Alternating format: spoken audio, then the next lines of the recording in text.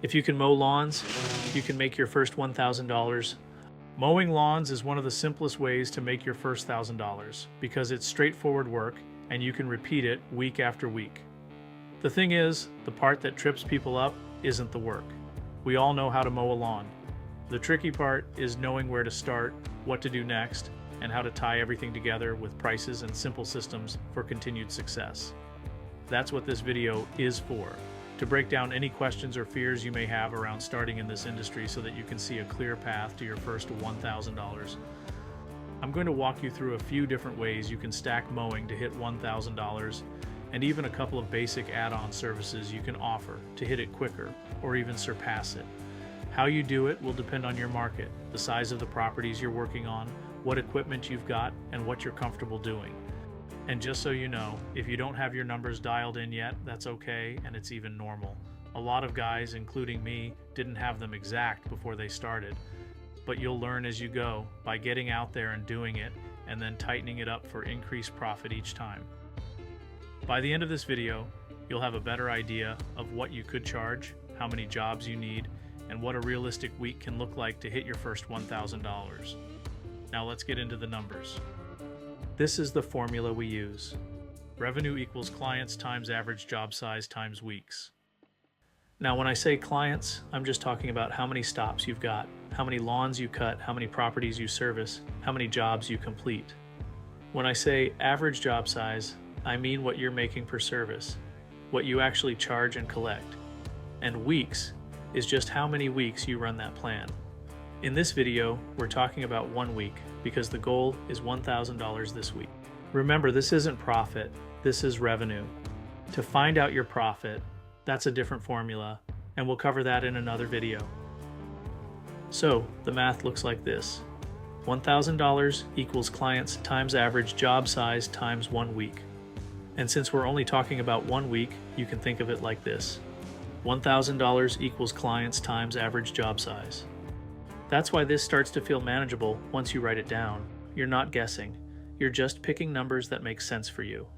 Before I start throwing out how many lawns you need, I want to talk about time, because time is the part that makes this real.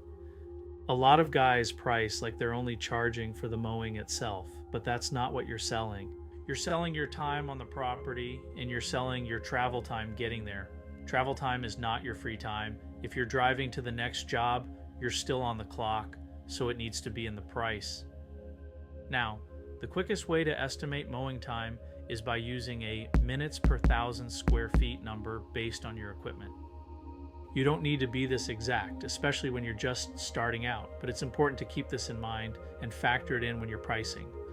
I'm going to give you some estimates from my experience. These aren't perfect numbers for every yard because slopes, obstacles, gates, trimming, and layout can change things, but they give you a solid starting point. If you're using a 21-inch push mower, you're roughly around 3 minutes per 1,000 square feet. If you're using a 48-inch walk behind, you're closer to 2 minutes per 1,000 square feet. And if you're on a sit-down rider, you can be around 1 minute per 1,000 square feet. So once you know the property size, you can get a rough time estimate. And that's important because it tells you what your day actually looks like. It also helps you understand why prices vary so much from town to town. All right, now that you've got a way to estimate time, let's go back to the goal and the weekly math. Let's say you're charging $50 per lawn. Now, I'm not saying 50 is the right number for everybody. Where I'm at, $50 works on bigger yards because the size supports it. In other areas, you might be at 35 because the properties are smaller. So don't get hung up on my number, just follow the math. If you charge $50 per lawn and you want to make $1,000, you need 20 lawns. Because 20 lawns times $50 is $1,000. Now think about what 20 lawns looks like in a week. If you work 5 days, that's 4 lawns a day. 4 lawns a day at $50 is $200 a day. $200 a day for 5 days is $1,000. And you can slice that up however you need.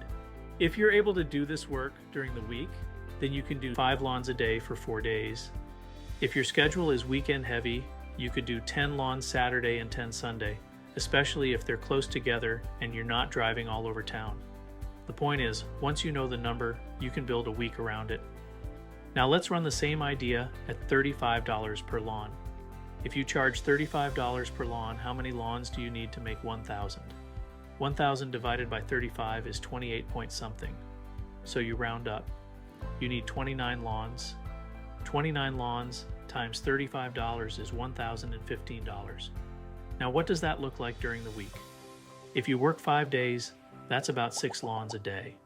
6 lawns a day at 35 is $210 a day. Do that 5 days and you're right around 1,000. And I want you to notice why this matters. That price difference changes your week. At $50 a lawn, you needed 20 stops. At $35 a lawn, you needed 29. That's 9 more stops, and 9 more stops can be a lot of time if your route is spread out. So if you're in a lower price market, you either tighten your route, increase volume, or you stack another service. This is the move that helps a lot of guys because it can make the 1,000 feel a lot more reachable without you trying to mow 30 lawns. You keep mowing as the base, and you add one paid add-on service. The key word is paid, because a lot of people don't realize how often they give away profit by just doing a little extra. And I get it. You want to do a good job, you want people to like you, you want to build trust. But trust comes from clean work and reliability, not from doing free labor. So the way I look at add-ons is simple. You're already on the property, you notice something obvious, and you offer to take care of it. The most common one is shrub trimming, but it can also be edging, weeding, mulch, things like that. So maybe you mow like normal and you send a quick message or leave a note that says, "Hey, I noticed your shrubs are getting overgrown. If you want, I can trim them up while I'm here next time." That's it. No pressure, just a clear offer. Now let's use numbers so it makes sense. Let's say you mow 10 lawns in a day at $35. That's $350. Then you do one shrub trimming job that day and you charge $200. Now that day becomes $550. So instead of needing a ton of mowing stops to get to 1,000, you can get there with 2 strong days like that.